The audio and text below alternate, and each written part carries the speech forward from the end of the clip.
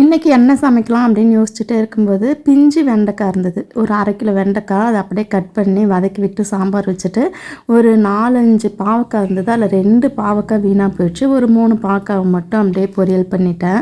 எப்போவுமே சமைக்கும்போது ஒரு கைப்பிடி அரிசி எக்ஸ்ட்ராவே போட்டு சாதம் வடிச்சிருவேன். வெளியில் தெரு நாயெல்லாம் இருக்கும், அதுக்கு சரி ஒரு வேளைக்கு சாப்பாடு வச்சிடலாம் அப்படின்ட்டு. வீட்டில் பசங்க நாய் வளர்க்கணுன்ட்டு தான் சொல்லுவாங்க. ஆனால் என்னால் அதை மெயின்டைன் பண்ண முடியாது. எனக்கு வந்து இந்த வெளியில் இருக்க நாய்களுக்கு சாப்பாடு வைப்பேன் தவிர, நாய்னா எனக்கு கொஞ்சம் பயம். இந்த நாய்க்கு வந்து சாம்பார் சாதம் வச்சா சாப்பிடவே இல்லைங்க. குட்டி நாய்ங்க மட்டும் 4 நாய் சாப்பிட்டுச்சு. அப்புறம் அந்த நாய்க்கு ஒரு 4 பிஸ்கட் எடுத்துகிட்டு வந்து போட்டேன். எங்கள் வீட்டில் இப்போ தான் நல்லா இந்த சங்குப்பூ செடி வளர்ந்து நல்லா ஒரு கம்பியில் ஏற்றி விட்டுருந்தேன். வெள்ளை கலரில் நீல கலரில் பூ பூக்குது. இன்றைக்கி வெளியில் ஒருத்தவங்க போனவங்க பார்த்துட்டு, சங்குப்பூ செடி வீட்டில் இருக்கவே கூடாது, வெட்டிடுங்க அப்படின்னு சொல்லிட்டு போகிறாங்க. சில பேர் இப்படி தான் இருக்கக்கூடாதுன்னுறாங்க. ஆனால் எனக்கு மனசு கேட்கல, வெட்டல.